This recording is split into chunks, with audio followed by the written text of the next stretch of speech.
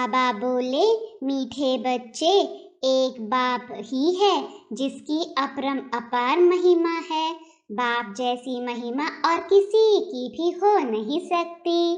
बाबा कहते हैं, मीठे मीठे बच्चे कहते हैं, यह कौन है? यह कोई साधु सन्यासी मनुष्य तो नहीं है, यह तो और चीज है। मनुष्य को तो झट पहचान ले, फलाना साधु सन्यासी है, नाम लेकर कहेंगे फलाना महात्मा है। यह सिर्फ बच्चे जानते हैं। बच्चा कहा जाता है आत्मा को। आत्मा ही सब जानती है, शरीर नहीं। आत्मा ही कहती है यह फलाना है, ऑर्गन्स द्वारा जानती है। अगर आत्मा न हो तो यह आंखें काम न कर सके। सब कुछ आत्मा ही जानती है। अभी तुम बच्चों को आत्मा अभिमानी बनाया जाता है। आत्मा कहती है इन कर्मेंद्रियों से फलाना कर्तव्य करता हूँ। वास्तव में आत्मा को मेल कहा जाएगा, फीमेल नहीं। मेल है क्योंकि हम सब भाई भाई है। अभी तुम नई बातें सुनते हो। यह कौन आया? उनका कोई अपना मनुष्य का रूप नहीं है। तुम जानते हो बेहद का बाप है शिव बाबा, जो इनके द्वारा समझाते हैं। ऐसे नहीं फलाना सन्यासी है, उनकी आत्मा बोलती है। नहीं, मनुष्यों का सारा नाम रूप में अटेंशन जाता है। तुम्हारी बुद्धि समझती है यह हमारा बेहद का बाप है। वह शरीर द्वारा हमको अपना वर्षा देते हैं, राजयोग सिखलाते हैं। यह है सबका बाप, सर्व का पतित पावन। सिर्फ मनुष्यों का नहीं, 5 तत्वों का भी है। सर्व की सद्गति करने वाला है, ऊंचे ते ऊंचा बाप। सृष्टि में महिमा करने लायक है तो एक बाप ही है, दूसरा न कोई। न ब्रह्मा विष्णु शंकर की महिमा कर सकते हैं। उनका बर्थडे मनाकर क्या करेंगे? लक्ष्मी नारायण जिसका कंबाइंड रूप विष्णु है, अभी वह कहाँ है?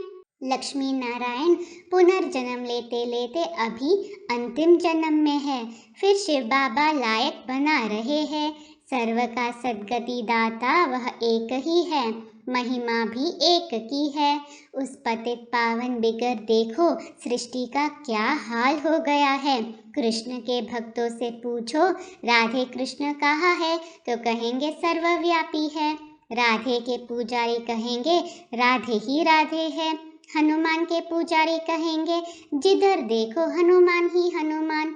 परंतु नहीं, बाप अपनी महिमा तो नहीं करेंगे, अपने पाठ से सिद्ध करते हैं और कोई की महिमा गाई नहीं जा सकती। लक्ष्मी नारायण ही राजाई करते हैं।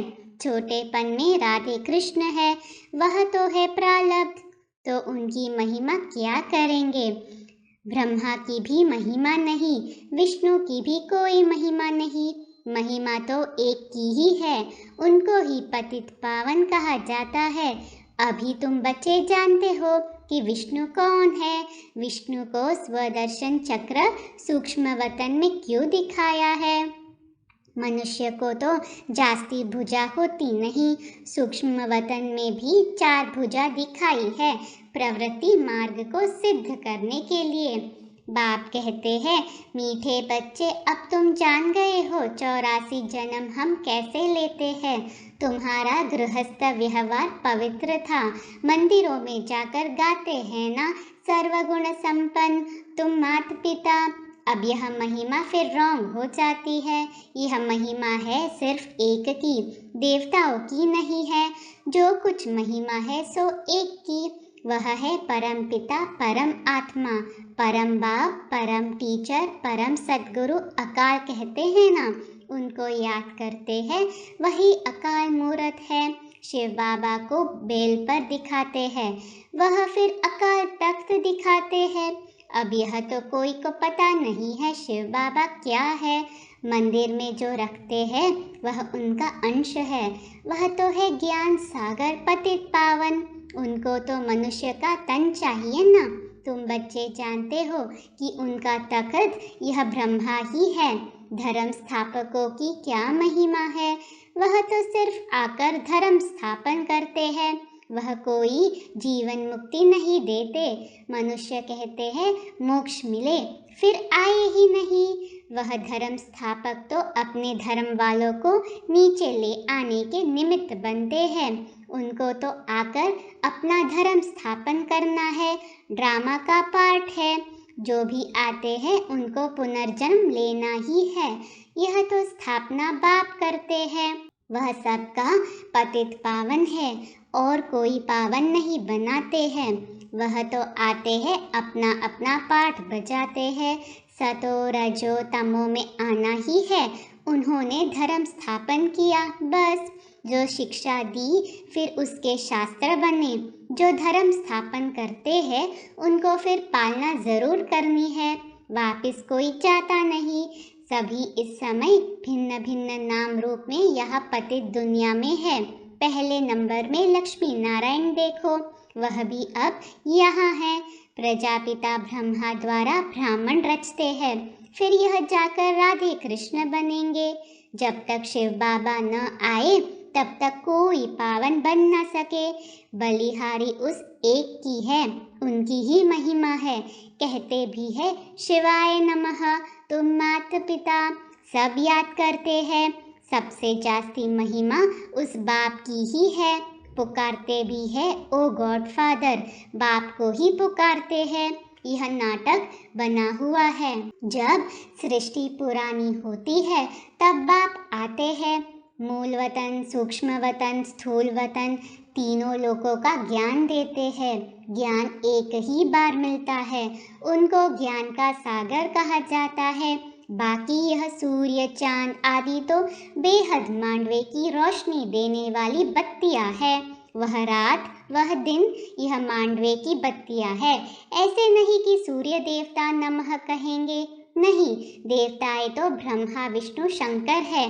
कोई मूल वतन से आत्माएं यहाँ आती है तो सीधा गर्भ में जाती है, सूक्ष्म वतन में नहीं जाती। सीधा सतयुग में आएगी गर्भ महल में। वहाँ तो कोई पाप कर्म होते नहीं। यह पाप करते हैं तब त्राही त्राही करते हैं। धर्मराज हमें बाहर निकालो, फिर हम पाप नहीं करेंगे। बाहर निकालने से फिर पाप करने लग पड़ते हैं। वहाँ की वहाँ रही। यह भी ड्रामा में है। भारत का सबसे बड़ा दुश्मन रावण ही है। द्वापर से रावण राज्य शुरू होता है। द्वापर में ही देवी देवताएं वाम मार्ग में जाते हैं। उन्हों का फिर मंदिर है। पुरी में देखो कैसा मंदिर बना हुआ है। अंदर जगन्नाथ की मूर्ति है और बाहर में देवताओं के बड़े गंदे चित्र हैं। ऐसे ऐसे चित्र मंदिर में नहीं होने चाहिए। तुम तो अभी श्रीमत पर श्रेष्ठ बनने का पुरुषार्थ कर रहे हो। सतयुग आदि में लक्ष्मी नारायण श्रेष्ठ है ना, उन्होंने यह श्रेष्ठ पद कैसे पाया? अब तुम फिर से पढ़ रहे हो। बाप कहते हैं मैं कल्प के संगम युगे फिर से आता हूँ, आता ही रहूँगा। फिर से तुम बच्चों को राजयोग सिखलाऊंगा। फिर सतो रजो तमो में आना है। तुमको 84 जन्म भोगना पड़ता है। जो पहले पहले आते हैं सब नहीं भोगते। 84 लाख तो है नहीं। मनुष्यों को जो कुछ कोई ने कहा वह सच सच कहते रहते हैं। अगर 84 लाख जन्म हो तो कल्प की आयु बड़ी हो जाए। बाप कहते हैं 84 जन्म है, सो भी देवी देवताओं के। अच्छा, फिर इस्लामी, बौद्धि, क्रिश्चियन आदि कितने जन्म लेते होंगे? हिसाब है ना? आते तो बहुत है, टाल टालिया है। तुम सारे सृष्टि के आदि मध्य अंत को जानते हो। भारत ही पहले नंबर विश्व का मालिक था और कोई धर्म था ही नहीं। अभी उस देवी देवता धर्म की टांग है नहीं, उनका शास्त्र भी नहीं है। यह गीता आदि शास्त्र फिर बनेंगे। ऐसे नहीं तुम जो सच्ची गीता बनाते हो वह होगी, निकलेगी फिर भी वही गीता। भक्ति मार्ग के लिए तो सब चाहिए ना। ब्रह्मा द्वारा समझाते हैं बच्चों को। अब बरोबर ब्रह्मा द्वारा भगवान की प्राप्ति होती है। बाबा कहते हैं यह सब है भक्ति मार्ग। मेरी प्राप्ति तब होती है जब मैं यहाँ आता हूँ भारत में। भारत ही अविनाशी खंड है। भारत ही कितना साहूकार था। सोमनाथ का मंदिर कितना बड़ा है, सब लूट ले गए। बिड़ला के पास बहुत पैसे हैं तो कितने बड़े मंदिर बनाए हैं। बाप कितना अच्छी रीति समझाते हैं, यह और कोई समझा न सके। ज्ञान सागर बाप जब बच्चों को समझाते हैं तब बच्चे समझ जाते हैं। यह कौन पढ़ाते हैं? यह कोई सन्यासी नहीं, उनका नाम ही है शिव। सब आत्माएं उनके बच्चे हैं। उन्हों के शरीरों के नाम बदलते रहते हैं, इनका नाम ही है एक। कहते हैं मेरा कोई दूसरा नाम नहीं है। तुम जो जन्म मरण में आते हो देह अभिमानी भी बनते हो, मैं कभी देह अभिमानी नहीं बनता हूँ। बाप है ही फॉर एवर देही अभिमानी, क्योंकि पुनर्जन्म में नहीं आते हैं। शिवरात्रि मनाते हो ना, परंतु रात्रि का अर्थ कुछ भी समझ नहीं सकते हैं। कितनी भूले हैं। अभी है रात, फिर दिन होना है। अब कल्प का अंत अर्थात रात हुई है। सतयुग त्रेता है दिन, द्वापर कलयुग है रात। मुझे आना ही है संगम पर, यह है बेहद की रात और दिन।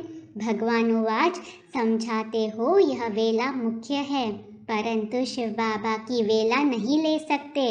वह कब आते हैं पता थोड़े ही लगता है। तो यह है बेहद की दिन और रात, इसको कल्प का संगम कहेंगे। बर्थडे भी अगर मनाते हैं तो एक का, शिव बाबा आते हैं फिर चले जाते हैं। उनका ना जन्म है और ना ही मौत है। कहेंगे बाबा चला गया यह खेल है। बाप बैठ समझाते हैं, गाते भी है रास्ते चलते ब्राह्मण फंस गया। इस बाबा को थोड़ी ही पता था, अचानक प्रवेशता हो गई। पहले थोड़ी ही मालूम पड़ता है, धीरे धीरे मालूम पड़ता है कि यह बाबा का काम है। इस ज्ञान यज्ञ से विनाश ज्वाला प्रज्वलित होनी है। बेहद के यज्ञ में बेहद की सामग्री स्वाहा होनी है। बेहद बाप का यह यज्ञ है। इनके बाद फिर कोई यज्ञ नहीं रचा जाता है, भक्ति मार्ग में ही खलास हो जाता है। यह नॉलेज बुद्धि में रखनी चाहिए। पढ़ाई पढ़ने के लिए आना पड़े, थोड़ी तकलीफ होती है। मनुष्य पढ़ने के लिए भारत से लंदन अमेरिका भी जाते हैं, यह तो क्या है। बाप कहते हैं मैं कल्प के संगम युगे युगे परम धाम से पढ़ाने के लिए आता हूँ। तो बच्चों को कितना कदर होना चाहिए। आगे चलकर तुम्हारे स्कूल गली गली में बनेंगे, नहीं तो सब पढ़ेंगे कैसे। बाबा का परिचय सबको मिलना चाहिए, बाप को जरूर जानेंगे। आज का वरदान है हर खजाने को स्व प्रति और सर्व प्रति कार्य में लगाने वाले अनुभवी मूर्त भव। स्लोगन है गुणवान उसे कहा जाता जो ग्लानि करने वालों को भी गुणमाला पहनाता चले। ओम शांति।